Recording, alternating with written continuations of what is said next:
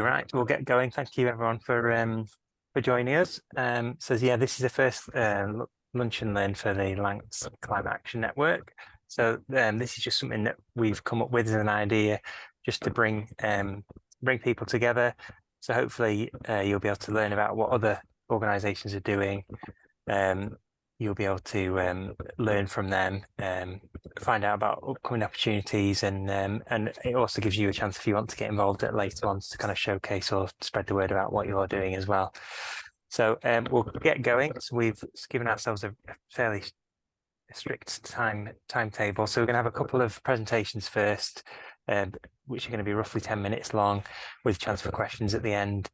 And then there'll be any other business sort of section at the end where you can share any upcoming events or opportunities. We'll also have a chat about what we're going to do for the next lunch and learn events as well. And again, sort of any feedback from the group or questions. We've got Chris here, Professor Chris Dent, who's been driving the Climate Action Network forward. So if you've got any questions for him, you can ask him as well. Or if you see anybody else on there that you want to just grab, then do that as well. Take the opportunity to do that. So without further ado, we'll just get on. So our first speaker is going to be Sam Marine, who's the Northern Network Project Manager for Groundwork Cheshire, Lancashire and Merseyside's Northern Network of Green Community Hubs. So I'll just hand over to Sam, and hopefully you should be able to share your screen or presentation or whatever you're going to do. So over to you. Great, thanks Harvey. Yeah, so I've got a presentation, so I will share my screen. Let me just turn it into a present. Oh wait, actually no, I need to do it this way. I'm used to using Teams, not not Zoom. Okay. Can everyone see my screen now? And if I turn it into a PowerPoint, does that work? Is everyone seeing the PowerPoint now? Okay. So I'll try and be as brief as possible, keep it to about 10 minutes. So yeah, I'll just give you a bit of an overview of the Northern Network project, and then my colleague Angela is going to talk in a bit more detail about our pilot hub in Morecambe. So yes, so I'm the project manager for the Northern Network, and the Northern Network is about connecting green community hubs and green community spaces across the north of England together, online and offline. And the project started in September 2022, and unfortunately is due to finish this spring, but we're hopefully going to be able to keep it going. We held consultations with communities across the north about how we would develop a Northern Network and what a Northern Network could look like. And that was it was November to about February 22 to February 23, and then we launched our online network in May 2023. So we've not been going that long, but we've managed to pack in quite a lot to the past sort of 7 to 8 months. The pilot hubs are started a bit earlier, and Angela's going to tell you a bit more about that. So our main goal with the Northern Network, and that was built out of our consultation that we did with communities and community leaders, was around working towards 3 main goals. So supporting communities and enhancing the work of communities, improving connections between green spaces and healthcare, which is always a hot topic, and of course supporting the development of the environment, initiatives to help the environment, and sharing, talking about that link between community work and the environment. And key to the Northern Network, so we are an online resource, but our pilot hub. So we, alongside creating this online resource and trying to create this network, we also wanted to understand the role of green community hubs through pilot working. And as you can see in the bottom, we've got our sponsors. So the work's funded by the National Lottery Community Fund. So what did we do? A very whistle-stop tour. I'll try and give you an overview. So we created an online website, and at the end of the presentation, there'll be a link to our website. And we based our activities that we wanted to do through the network based on the consultation that we did. So key that came out of the consultation was opportunities to network. So we held events at our pilot hubs and at other hubs around the north. A Big Green Festival. We ran online networking sessions once a month, so it was sessions like this. We ran training and development sessions, and we created an online learning series, so webinars and videos that you can view on our YouTube channel as well. We also worked with 7 green leaders across the north of England, and that photo right at the bottom is an example of one of the workshops that we held. This was around capacity building and leadership building and skills, again came out of a consultation which community leaders said to us that there was sometimes a divide between people that work in organizations, such as myself at Groundwork. There are career development opportunities, CPD opportunities, and if you're volunteering or you're working for yourself, often you're not able to access those kind of opportunities. So we tried to put on a program, and we did put on a program that gave those people the opportunity to access CPD. We worked with groups in Cheshire and Merseyside, and we created a report about the barriers to green social prescribing, mainly around accessible and sustainable funding. And we also put together, and this is just currently happening now, our Green Skills Programme, which was around providing funding for groups to access training. So it wasn't necessarily that we were able to give grants out, but people gave us their ideas, and we were able to then pay for them to go on those training. So what have we learned? So initially this slide was called "What were the challenges?" But I've been doing a course myself around reflection. So instead of saying what the challenges were, I'll say what we've learned through the process. So what we learned, the first thing, I don't think it should have been a surprise to us, but what we learned was that the north is very big, the geography is very big. And so when we're trying to work on a northern scale, we have to work with our partners and people on the ground and communities to be able to do that effectively. Like I say, I don't think any of that was a surprise, but it was really humbling and important to be, reminded of that factor when we're trying to do, large scale work across the north. So the training session, so something that came out of our consultation was that people said that they wanted access to more training. So we thought, well, the easiest way to get people to access more training is to put on training sessions, and they were free, and we would try to put them in different different places around the north. And actually what we found, as I'm sure many people here know, that often there is a difficulty with offering free activities. Sometimes if something is, the science or the psychology behind it is that if something is free, sometimes it's harder to get people to attend, or they might book on but then they might not value it, and that something else might come up. Equally, going back to that point around geography, it's very big, so we're trying to do something on a massive scale. We didn't have a lot of time, and actually we potentially spread ourselves a bit too thin. So that was our training program. It was, there's a lovely picture here of a group in Northwich learning about SODS from my colleague Pete. But we pivoted and we did our Green Skills program, which actually was more successful. So we were able to learn from that experience, which was good.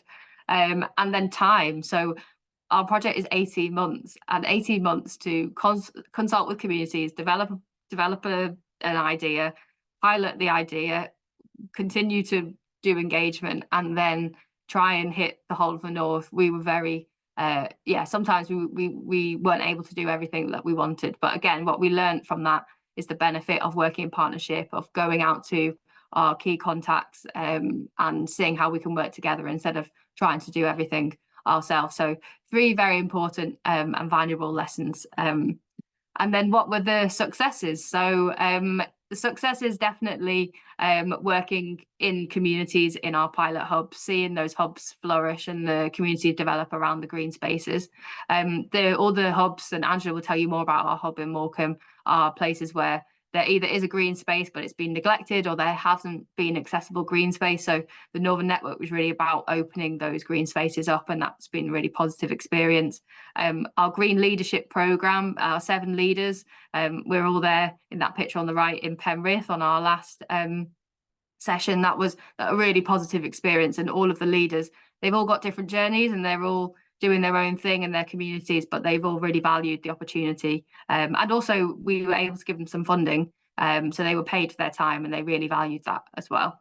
A knowledge exchange session. So we've got hubs across the whole of the north. We've got a Northern Network, which is across the whole of the north. But this January, we were able to share learning between the different hubs and different communities, and we bussed people to and from around the north, and that's been a really really positive experience. Everyone's really valued the opportunity to go and visit another site in a completely different part of the country and learn from each other instead of always learning from us, which has been really beneficial.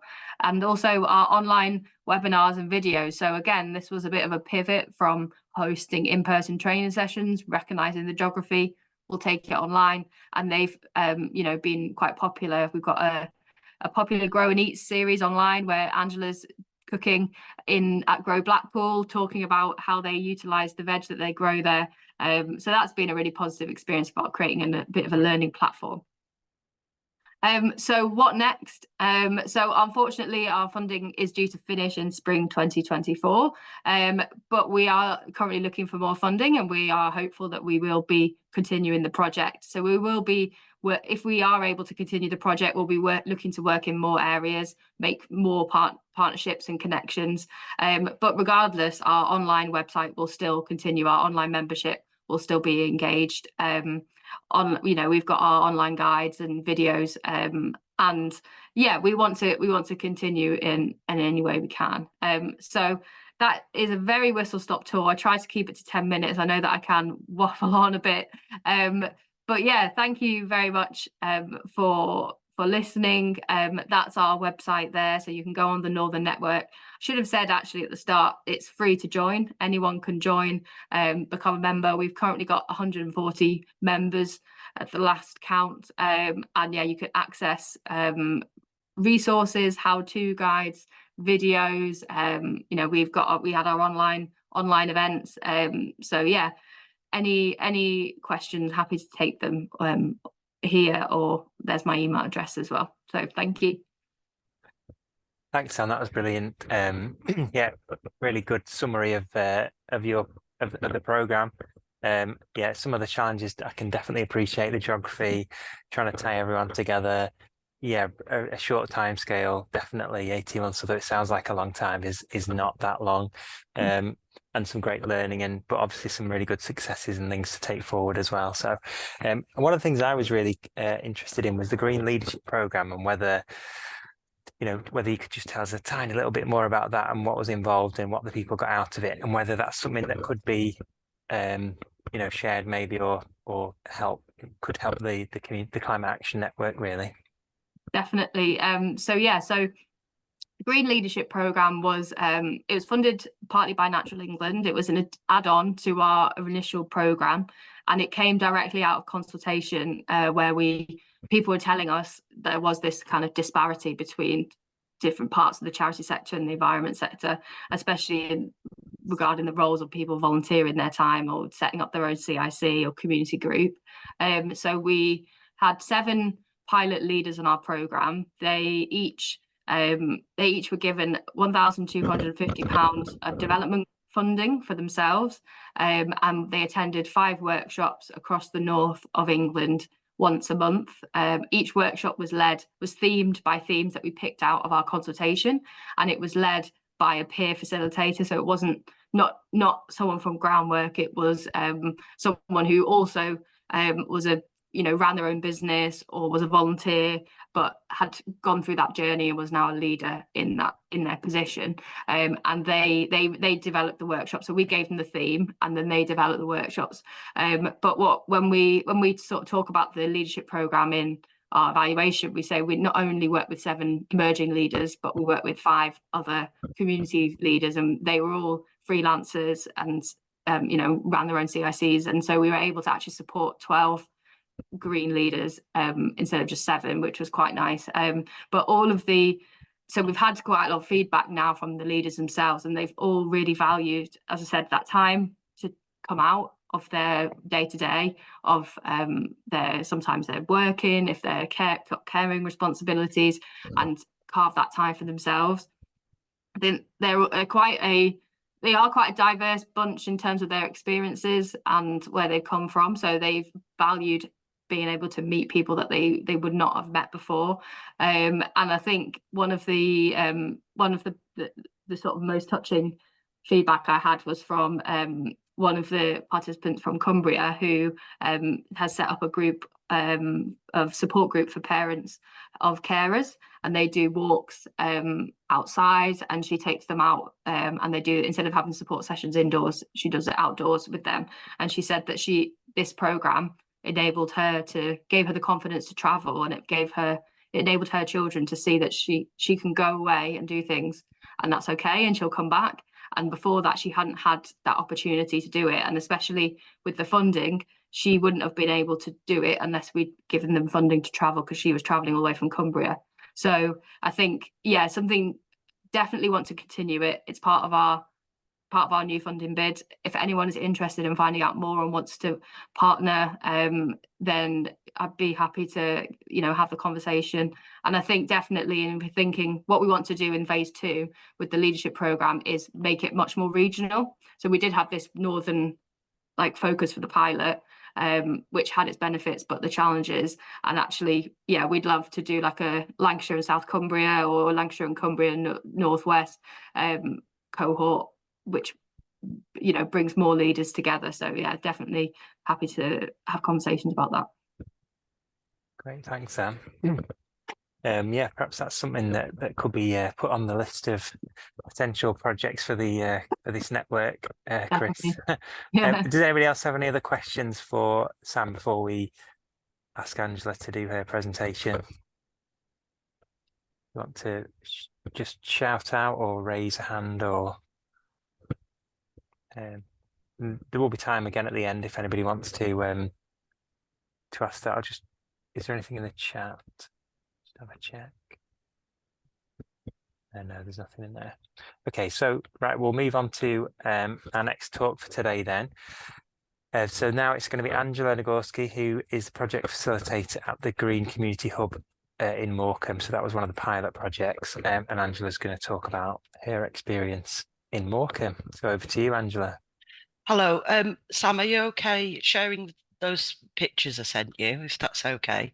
So I've got a few pictures to show you of the park, as well as I'm going to chat. So excuse me, I'm going to read off some notes. So I've been working in Morecambe as a hubs facilitator at a park called the Clay Pits Park. It's a green space surrounded by back-to-back terraced houses in the centre of Morecambe. And it was donated by the children to the children of Morecambe, traditionally used as a recreational area. The park has a history of underfunding and antisocial behaviour, and children have used it all the time, basically, evening and in the day.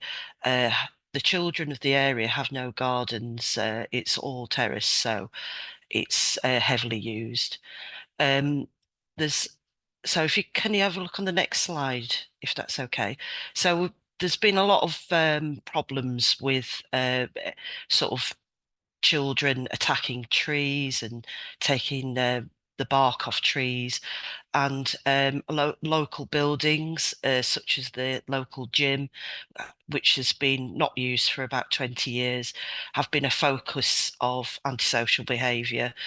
Children have been breaking into it and trying to set it on fire and various other things. Local police and authorities have seen this area as a low priority due to basically the local people don't ring the police. They've sort of given up, really, and they didn't. There's been a lot of low expectations on all sides around this area. So I was called in and worked alongside a number of people to initially identify change makers and sort of engage through community mapping the local councillors and strong residents who had some sort of part to play in sort of what was going on at the time, like litter picking and so forth. And so we got support from the local residents to set up a Friends of the Park, and I mentored a number of people to create a friends group, and linked with the local Realm office at the Lancaster City Council. So we had an AGM and got support from local people, and the playgrounds department of the council and the parks department. And I supported them around the governance, you know, paperwork, risk assessments, the constitution, social media, advertising, all the things that you need when you set up a Friends. And they had the AGM. You can see in the corner picture, they were like some of the local residents the very first meeting. And we also invited like people like the CVS and the council again to come along. And so the Friends set up their priorities through the subgroup and created a subgroup and had wider consultations with local residents around what they thought you know, they needed from everyone. So if you go to the next slide, Sam. So these are some of the charities and community organisations that they partnered with. I don't know if you can see some of them under the pictures, but one of them is the Clubhouse, which is a local learning disabilities organisation that's actually on the park. The council, of course, Food Futures, which is based in Lancaster, which is a food. I don't know if anybody knows that organisation, but they do a lot of support around composting and food growing, and instrumental in building a community garden within the park. And then the Bay Blueprint Recovery, which have been feeding volunteers to the park to sort of encourage local people to partake as well. The local Trimble Club, Cricket Club, have been allowing people to go along to use the loo and storing tools there. And it's been, you know, sort of these people are partaking in a lot of the activities within the park. And the other one is, of course, at the bottom is Morecambe FC. So there's been a lot of support around sport and getting the children to engage in sport after school at night. And so they've got a mugger that the local multi-sport sessions have been held at, and they're going to be ongoing. So I don't know if you want to go to the next slide, Sam. So activities that incorporate sort of dealing with climate change and biodiversity have been really at the forefront of what the Friends have been doing. So they've been doing things like tree planting, native hedgerow planting, native meadow creation, linking in with Eden and the Bay, Blueprint to Recovery, massive litter picking, because obviously a lot of the children have been throwing all sorts of things into water courses and in the trees. We've found some lovely things over this last year. I won't go into too much detail. And so they're in the process of planning and building a community garden to promote local grown food. And there's been a lot of training around that, and the Bay and Food Futures have been included in that to work alongside the Friends and the subgroup to create this garden. And there's been a lot of mentorship around this and training through other organisations as well as Northern Network. But also things like we've just done a really great knowledge exchange with another park from Workington. So we went there and they came to us, and a lot of the subjects were around sort of well, green bathing was fabulous, and then on the other side it was like biodiversity and growing and sort of wildflowers and all sorts of things like that, and encouraging wildlife. So their priorities are now replacing broken equipment, tools. They've got all these things and funding for lighting and action with the council and the police for things like dealing with this antisocial behaviour. They've managed to engage with local people, and there's been a lot of enthusiastic response to the park, whereas once there was a lot of despondency. So I think that's a really good key point, that one of the successes of what this project. If you go to the next slide, Sam, we might as well, yeah. So there's just some more pictures of activities that have happened on the park. And people were encouraged to ring the police through social media. And that's made a massive difference to the park because people are actually engaging with the park more. I think at one point, children were quite frightened of it, to be honest. At night time, children go on it, or, you know, in the day, sorry, because of they were just quite frightened of what, you know, other children and other things that were happening on the park. So funding for lighting has been is in the process of been happening, and that's a partnership with the council and the police, and more people are partaking in the activities now. So there's been more sport, there's been more sort of formal activities, plus sort of people are having picnics on the park, mums and children are going on the park, which is fantastic, and they're joining in on, and you can see those 3 children, they were actually bulb planting, so they were doing naturalizing bulbs all around the trees, around the edges of the park, which has been absolutely lovely.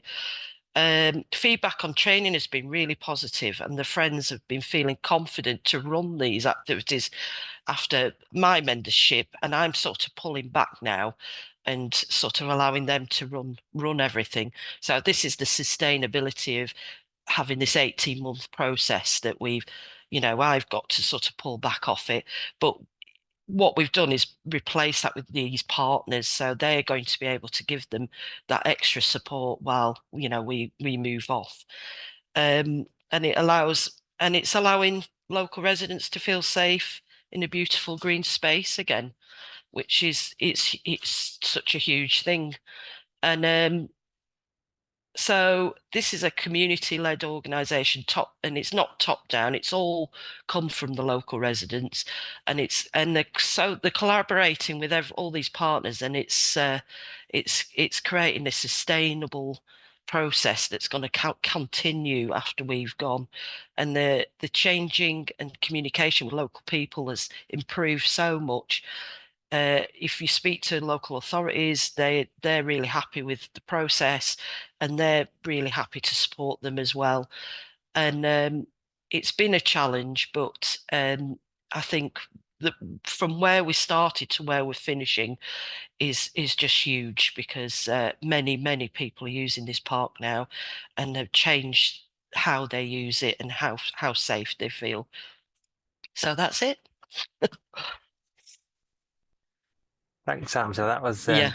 yeah, that was great. Again, some really important aspects to that presentation and the project as a whole. So obviously it's a community project, you're improving the environment, the meadow, the tree planting, all those things are going to have massive benefits, but I think the wider kind of social benefits, getting the community involved, and I think again the legacy of it is really key. So often you have funding, you set something up, but then when the funding runs out, it's the question is what happens now type thing. But obviously that's all been completely built into the project, and it does sound like it's going to carry on, and it's really started something new and really positive for the community. So positive comments in the chat as well. So thanks for that. And again, I think the other thing I thought, which Sam mentioned as well, was this idea of collaboration, working in partnership. You know, virtually, I suppose I'm sure most of the projects we'll hear about through this network are partnership projects, people working together, because no one organisation, no one group of people can necessarily do everything themselves. So working with other people is so important. So does anybody have any questions? Yes, I'll share the slides. So yeah, thanks for that. Yeah, and the other thing I was thinking, actually, if there are any groups who want to, again, you talked about the knowledge exchange, whether there's opportunities for that with other groups maybe coming to see this project, or vice versa. You know, again, I think that's what this network's all about, really. So I'd certainly definitely encourage that. All the people's contact details are in the information. Are they on the website, Chris, or are they sent? I can't remember if you send them out. Hi, yeah. The invitations to the Lanxcan Lunch and Learn events. No, sorry, the people's contact details. So if I mean, we've seen Sam's put her contact details up.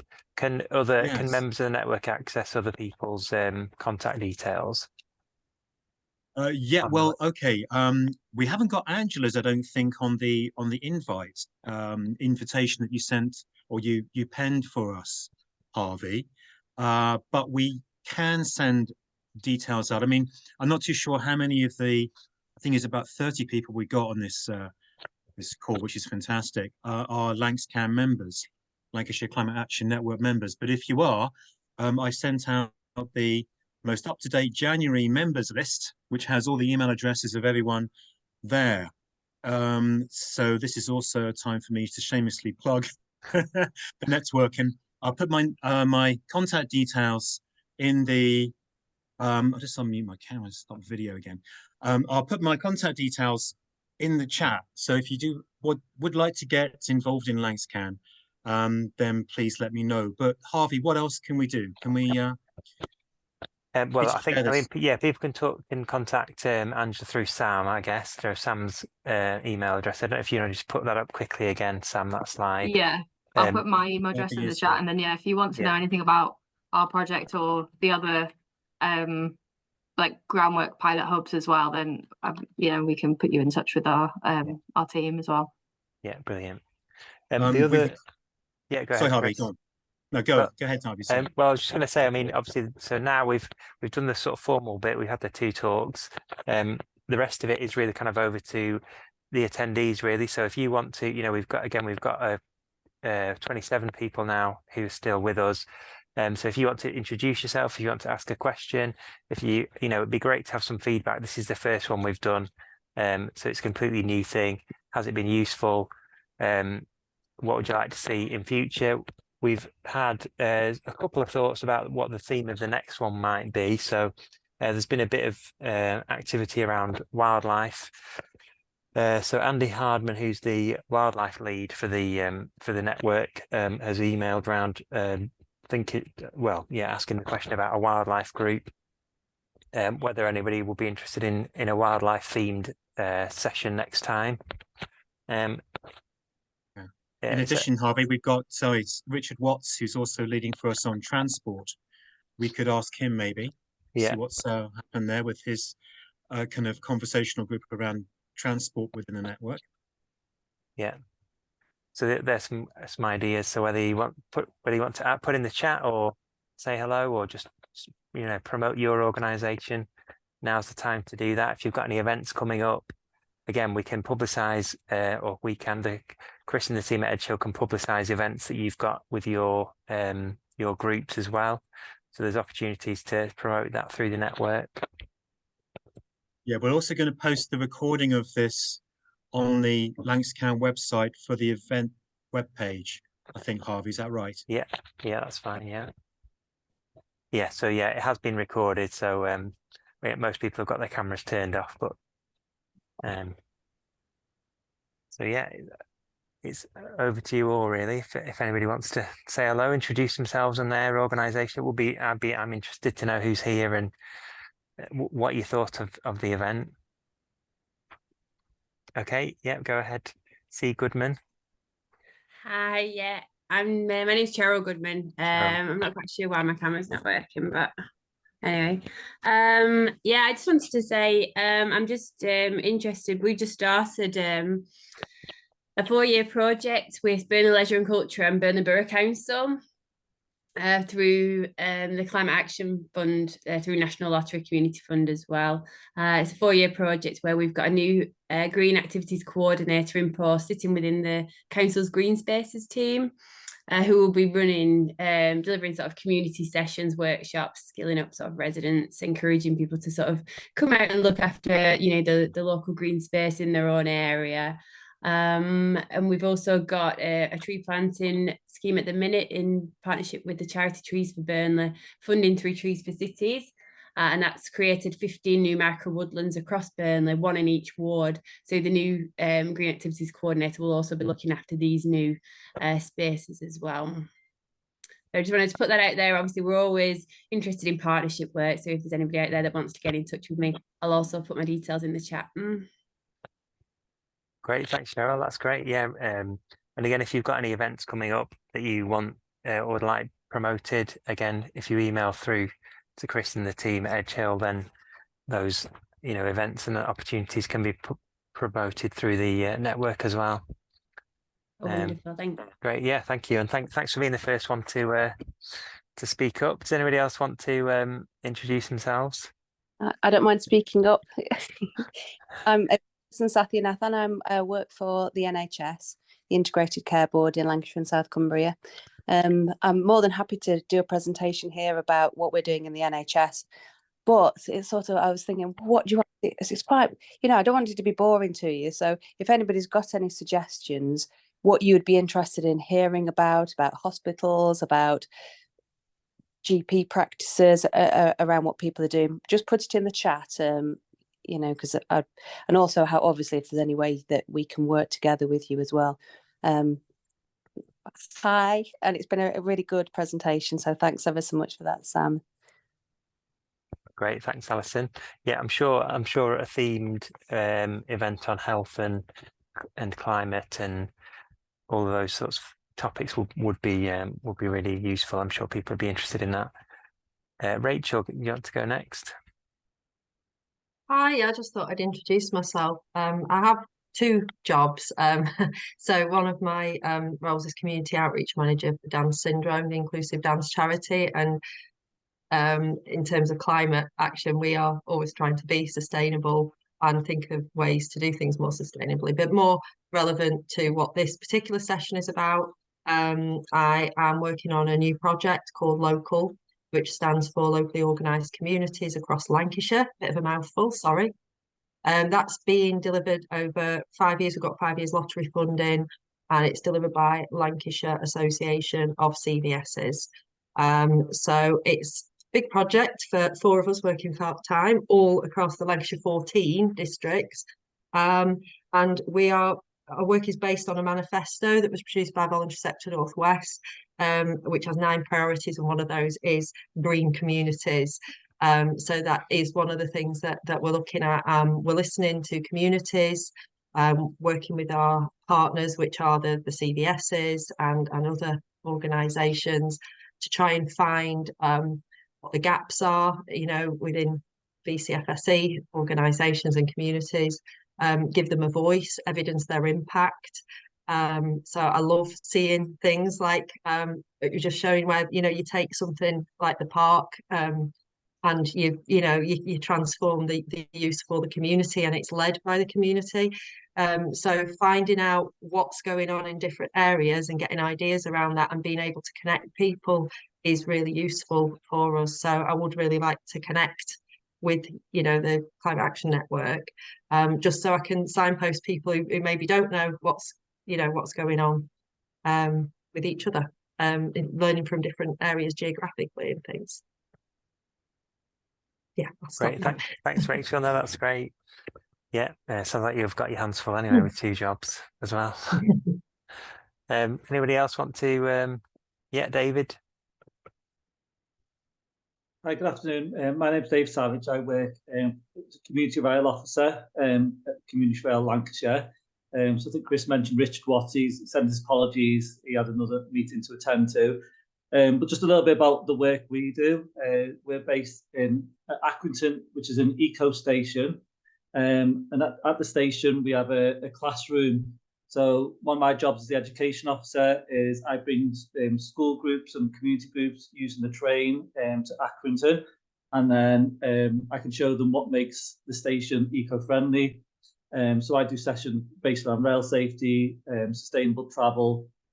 And we've also got a garden at the station, an eco garden. So I've been working more and more with eco schools, helping them gain their award. So it was nice to sort of hear what other people doing in the network, and I'm keen to sort of develop and promote what we do at the station. Thank you very much. Thanks, David. Yeah, that's another one for a transport session. I think definitely a bit more detail on that would be great.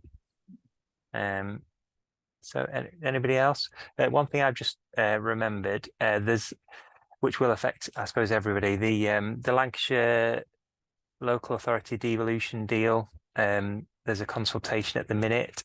I'll try and find the link, but there's a website effectively, which has got the plan and other information on there, and it is a consult. Chris, do you know about this? Do you want to add? The key thing is the consultation ends at midnight tomorrow. All right, okay. So yeah, I think I sent one to you, didn't I, Harvey? I sent a link to you. I sent it to the Lancashire leadership team. Oh yeah. So yeah, just a reminder. Yeah, someone, Emma's kindly put that in. Yes. Yeah, thank you, Harvey. Just want to mention that. Yeah, great. Thanks. Anybody else? I'm not sure I introduced myself properly at the beginning, so maybe I'll do that as well while somebody else is plucking up the courage to speak. But yeah, my name's Harvey. I work for Ribble Rivers Trust, as you can see. So yeah, I'm the Blue Spaces lead for the network. Obviously, we work across Lancashire and into North Yorkshire, looking after the Ribble River, the Hodder, the Calder, the Darwen, and the Douglas, trying to improve the river environment. So that's things like wetland creation, fish pass, weir removals, tree planting, and then lots of education and engagement work. So that's who we are. So if anybody's interested in rivers or wants to find out a bit more about what we do, then please get in touch with us. You'll be able to find us online. So does anybody else want to say anything? Debbie's just turned her camera on. Yeah, I'll introduce myself. We're myself and Lee, who's already on the call, are from Chamber Low Carbon. So we're actually working to obviously help businesses to reduce their carbon footprint. But it's been great to hear and see what you're obviously doing out there. It's good to know. Great, thanks, Debbie. Yeah, glad, and thanks for joining us. So we've got Robin who's turned his camera on, and Jenny. I don't know, Robin, do you want to say hi? Yeah, hi, Robin Jones. So I actually wear a few different hats. So I sit with Lancashire County Council and the North West Net Zero Hub in my day job. So the North West Net Zero Hub is essentially kind of local version of Department of Energy Security and Net Zero. So we run a few different projects. So I act there as the Lancashire area lead. But in my spare time, what very little of it I have, I'm also a director of Community Energy Preston. So we just formed in November, but we're aiming to get a megawatt of solar panels on buildings by 2025. And we're keen to work with whoever we can to essentially reduce as much carbon as we can while still building that kind of community benefit and then being able to feed that back into sort of reducing carbon and battling fuel poverty. So that's where we are. We're taking a very technological approach to it. So there's not too much environmental in there, but it's very much energy based. But we're more than happy to, if you know anybody with a big roof and a big energy demand, we're more than happy to speak to them. So I'll put some details for them in the chat as well. No, brilliant. No, obviously clean green energy is key for helping reduce climate change. So yeah, green energy. Again, probably energy is probably another topic again that could be covered through one of these as well. So Jenny, do you want to say hi?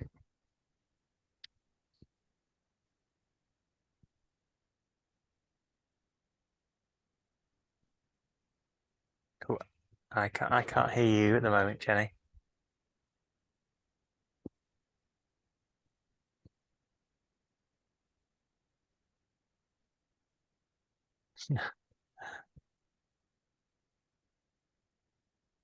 Yeah, I don't know whether it must be a microphone setting, maybe. Is it your volume, Jenny? Is it up or not?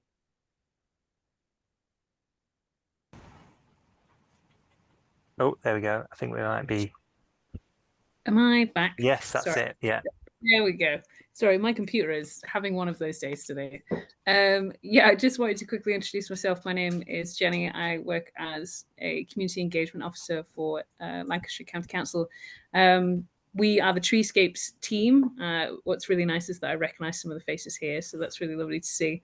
But our job, we work with the Ribble Rivers Trust and Groundwork and lots of other partners to accelerate tree planting. So our job is to find funding for groups, communities, private landowners, anyone basically to plant trees. So if that is a roadblock for you and your communities, then yeah, by all means get in contact, because there's probably something we can do. And depending on the land and depending on what happens, you will either work with us or you will work with the Ribble Rivers Trust or groundwork, depending on who is the most appropriate for your site. So yeah, I just wanted to say hello, and that's what our team is for. We can do everything from site plans up until sort of spades in the ground, helping you dig a hole on the day kind of thing. So just just let us know if we can help. Great, thanks, Jenny. Emma, Hi, everybody. As other people have been brave, I'll say hello. I'm Emma McKenzie. I've started working for Lancashire County Council in December. I'm the new local nature recovery officer for the council, and I've been working with Ollie, for those of you that know Ollie, on the local nature recovery strategy as part of my role, and I'm helping to put together the sort of comms and engagement element of that, and part of that will be reaching out to groups like yourselves, and that will be potentially mainly through a people and nature group as part of the LNRS governance structure. And yeah, just wanted to say hello and let people know that we'll be reaching out. And I know Ollie's done a communication with lots of people already, but I'll be at a roadshow at South Ribble Borough Council on Monday, which is a very much a communities network group, and I think Chris is potentially at that. So yeah, as I get into my role more, I'm sure I will meet more of you along the way. Thanks, Emma. Chris, do you want to come in? Yeah, just very quickly. Yes, I will see you there, Emma, at the event on Monday morning.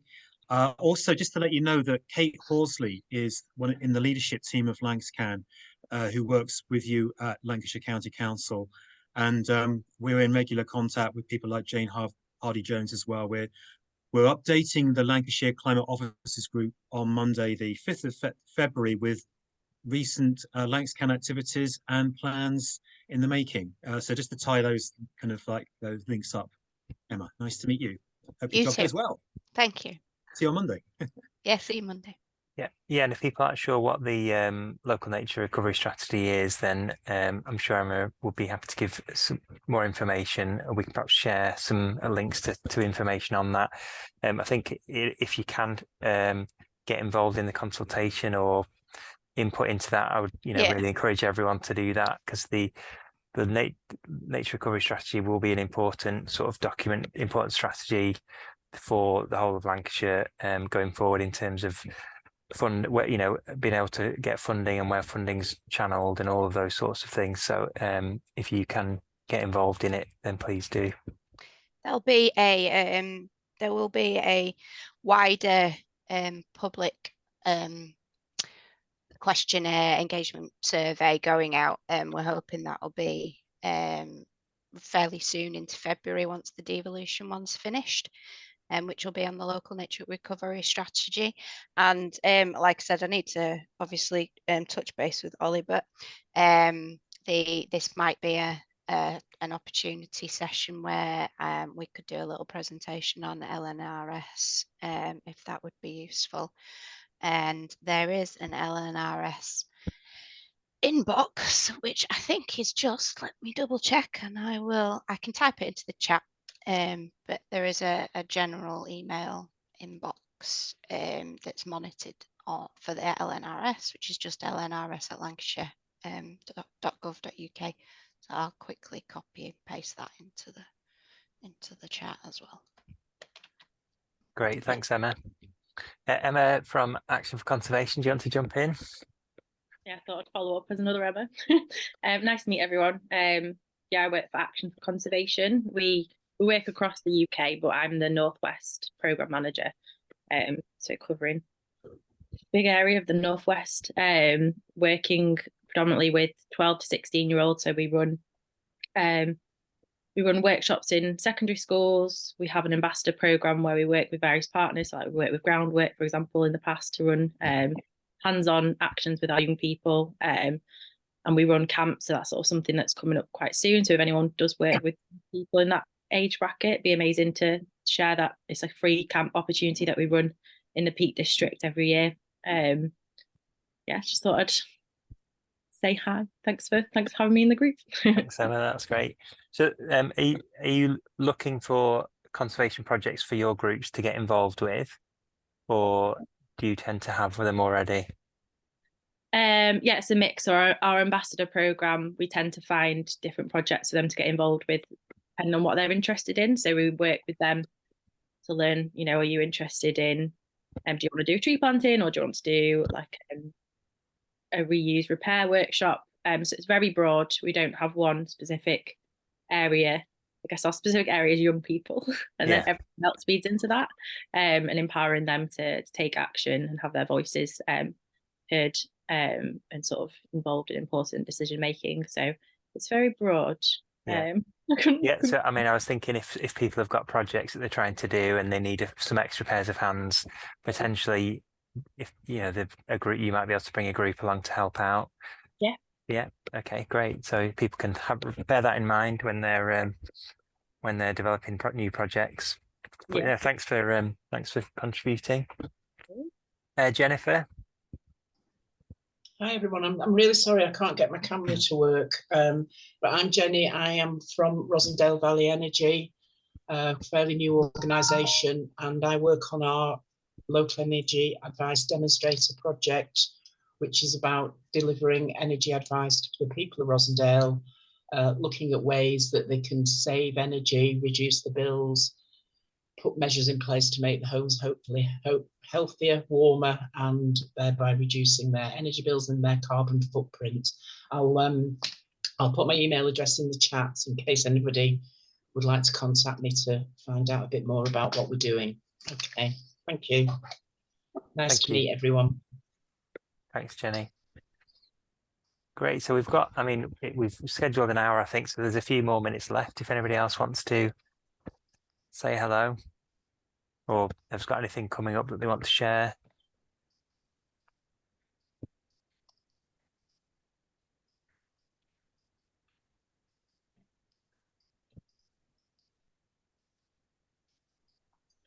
Let the silence hang just in case. I can just add, Harvey, that anyone who has any event coming up can let me know, and we'll advertise it on the LancsCan webpage, events webpage. Yeah, happy to promote your events, whatever they are. Brilliant. Right. Well, we've I think if nobody else has got anything else to add, then we'll leave it there. So you get an extra 5 minutes to go make another cup of tea or something before you onto your next job for the day. So thank you all very much for joining us today. I hope you've enjoyed it. We'll be running. The plan is to run probably 6 of these per year. So the next one is perhaps going to be March, and that's going to be hosted probably by Sam, hopefully. And we'll let you know, but it's probably going to be themed, some of the things we've talked about today, but we'll let everybody know in plenty of time. We'll organise it. And again, there's a few people who've said they're happy to talk at future ones as well. So we'll try and get the programme planned out, and then you know what's coming up. But again, make the most of the network. Hopefully people have made some contacts today that they're going to follow up, and it'll be useful for everyone going forward. So that's it for today then. Thank you very much for coming. And great start. Thank you very much, Harvey and Sam. Thanks, guys. Great effort. Really good. Thanks, everyone. Thanks. Bye, everyone. Thank you. Bye. Bye.